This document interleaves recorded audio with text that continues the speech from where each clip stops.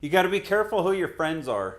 That's right. Because you start hanging out with people, and the next thing you know, You're on a making plane to TV shows Japan. about Japan seems like a good idea.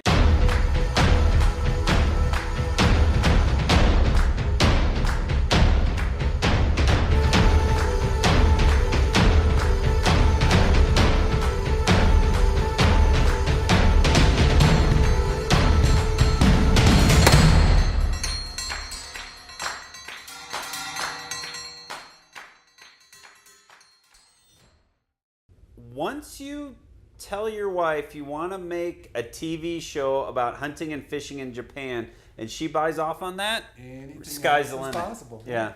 Met Eric at the gym. CrossFit and Loveland. It's where the journey began here at CrossFit Loveland, 6 a.m. class, 3 years ago. It's like a regret in an envelope of regrets. Just kidding. I meant a blessing in an envelope of blessings. This is the crucible. The ideal form. Yeah, this is literally a slightly different building, but ground zero of the entire conversation. And meeting each other and sharing crazy ideas, and that awkward phase for like a year when we're trying to figure out if the other person's completely full of baloney or not. For about a year, I thought he was completely full of baloney. We hung out a little bit and got to know him and got invited into his lair down in the basement in his house there. Was instant street cred, you know, knows what he's doing. The Japanese wild boar head hanging on the wall, the Japanese deer skull sitting in the corner. I had an opportunity to go to the SHOT Show and got to talking to a producer and ran a couple ideas by him, and I was carrying around a picture of Dojo-san on my phone, and right at the end of the meeting I showed him the picture, and he said, you know, that might be your show.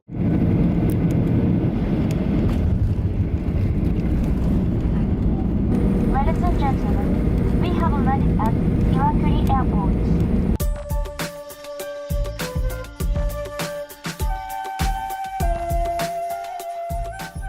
Well, the first trip there, that's the trip I borrowed the camera and not really knowing anything about shooting video. I just put the camera on auto mode and went with it.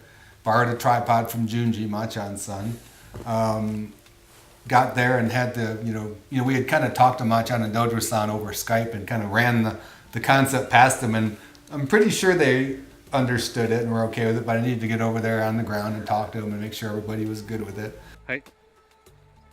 Very good. Spent some time in the woods with Machan and Dojo-san. You know, there was some Cujo hunting going on. It was in May, so it was after the actual hunting season. So we were up on Iwakuni Mountain, which is a park inside the city limits, and running pigs with dogs in a city park essentially.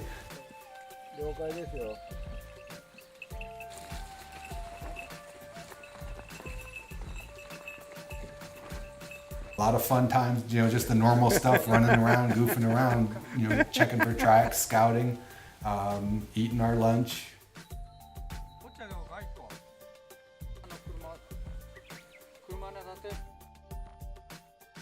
Just kind of the way it was 25 years ago when I was living there. It's kind of funny, just kind of Driving around in the rain, listening to trumpet music. Yeah, driving around. Machan had a trumpet CD in his car for some reason, and man, we listened to that for like 5 days straight.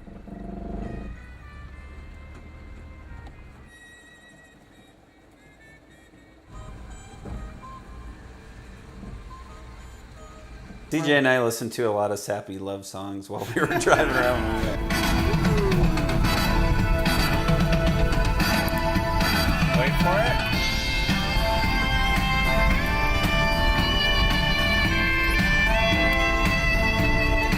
But you know, it's interesting because you turn the camera on and they really just want to, they can very quickly kind of figure out what you're trying to document and try to explain things.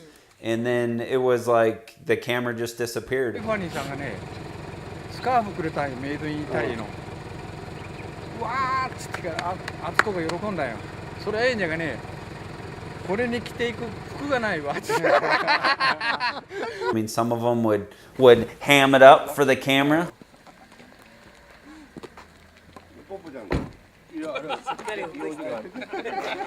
But sometimes it was no big deal, and that was a pretty more obtrusive camera than the gear we ended up using on Yeah, subsequent it was trips. pretty- But it was pretty obvious that, you know, did. Eric Baker with 9 News was there filming everything. And they let us go into the shrine or into the temple for the annual ceremony to be forgiven Yeah. because Absolution the ceremony. absolution ceremony. The access that we were given because of Eric's relationships there is really the difference in being able to tell this story more intimately and staying in people's homes and not, you know, staying in a hotel or anything like that. Man cave. はい。一番 Man cave そう。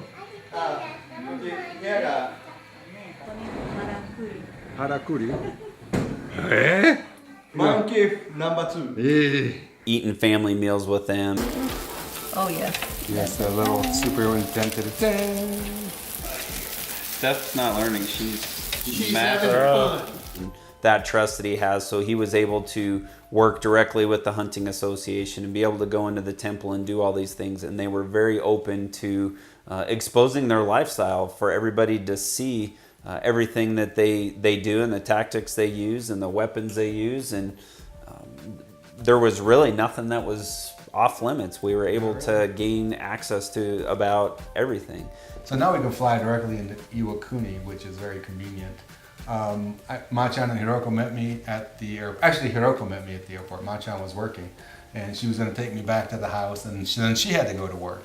Well, she says, well, it's such a pretty day. We're on our way. Why don't we run by Kintai Bridge quick, because the weather's really nice, and who knows what it's going to be like tomorrow. So we go to Kintai, and we're, you know, videoing stuff, and, just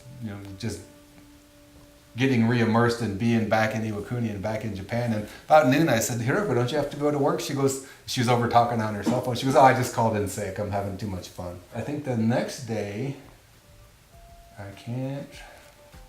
think Machan and I just kind of messed around. Machan is Hideo Matsuoka, is his actual name. AKA the man. AKA the man, or Machan, means little ma, which I don't get that one because he ain't that little. He's starting to enjoy this a little too much. There's a lot of stereotypes about Japan that I found not to be true. I don't think the men were that small. Honey. That whole thing about Asians can't drive, that's not true. Oh, they drive great. They just don't care about the rules.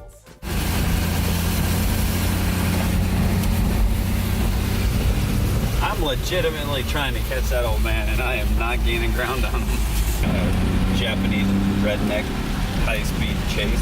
Woo!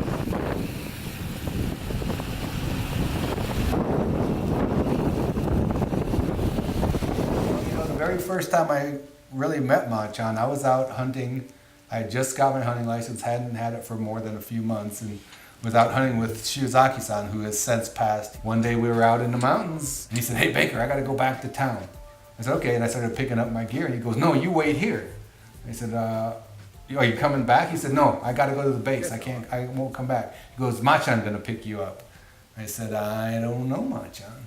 He said, well, he'll introduce himself when he comes. And about the time the sun was going down, I saw this little white van come roaring up the road, and he came whipping around into that circle I was sitting at, and the window rolled down, and his face stuck his head out, and he says, I am Machan. So Dojo-san is the other half of our main crew in Japan.